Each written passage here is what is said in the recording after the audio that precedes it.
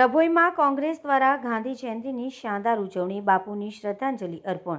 ડભોઈ ભારતના રાષ્ટ્રપિતા મહાત્મા ગાંધીજીની 156મી જન્મજયંતિ નિમિત્તે ડભોઈ શહેર અને તાલુકા કોંગ્રેસ સમિતિ દ્વારા આજે 2 ઓક્ટોબરે વિશેષ ઉજવણીનું આયોજન કરવામાં આવ્યું હતું। ડભોઈના ટાવર વિસ્તાર પાસે સ્થિત ગાંધી બાપુની પ્રતિમાને ફુલહાર કરી કોંગ્રેસના અગ્રણી નેતાઓ અને મોટી સંખ્યામાં કાર્યકર્તાઓએ રાષ્ટ્રપિતાને ભાવભીની શ્રદ્ધાંજલિ અર્પણ કરી।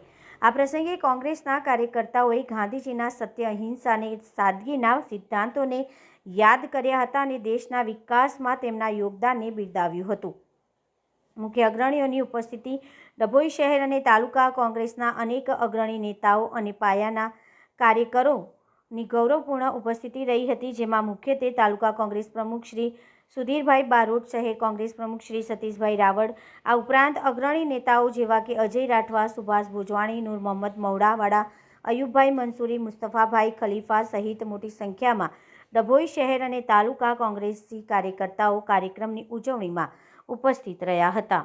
વજન તો એને કહીએ જે વૈષ્ણવ વજન તો તેને કહીએ જે પીઢ પડાઈ જાણે રે, એ નિમિત્તે આજે બાપુનો 156મો જન્મદિવસ હોવાથી ડભોઈ તાલુકા અને શહેર કોંગ્રેસ સમિતિ દ્વારા બાપુની ટાવર ચોક સામે પ્રતિમાને હાર પુષ્પાંજલિ ચડાવવાનો કાર્યક્રમ રાખેલો હતો। જે બાપુએ આપણને કાળા અંગ્રેજો સામે વર્ષો સુધી લડત લડી, સત્ય અને અહિંસાના માર્ગ પર ચાલી અને આઝાદી અપાવી, એ બાપુને આપણે આ જીવન આપણી કોઈ પેઢી ભૂલી શકે એમ નથી।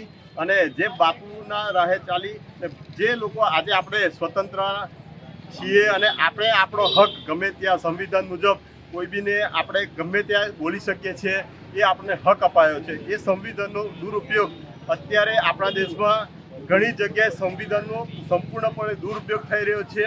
તે નિમિત્તે અમે પણ સરકારને કહેવા માગીએ છીએ કે જે કાળા અંગ્રેજો પણ નહોતા કરતા, એના કરતાં તમે કર્યો છે, એ કાયદા એટલા ખરાબ કરી અને કાયદાનો દુરુપયોગ કરી અને લોકોને હેરાન કરવામાં આવે છે। તો એક સંદેશ કોંગ્રેસ તરફથી પણ અમે આખા દેશમાં આપવા માંગીએ છીએ કે કાળા અંગ્રેજો હતા, આ ગોરા છે, હવે આપણે પણ બાપુની જેમ, સરદાર વલ્લભભાઈ પટેલ, ભગતસિંહની જેમ હવે પણ આપણે પણ અહીં આંદોલન કરવું પડશે અને આપણા હકો આપણને મળવા લેવા પડશે। ત્યાં વગર અહીંયા આપણને હક મળે નહીં, એ અમે કહેવા માંગીએ।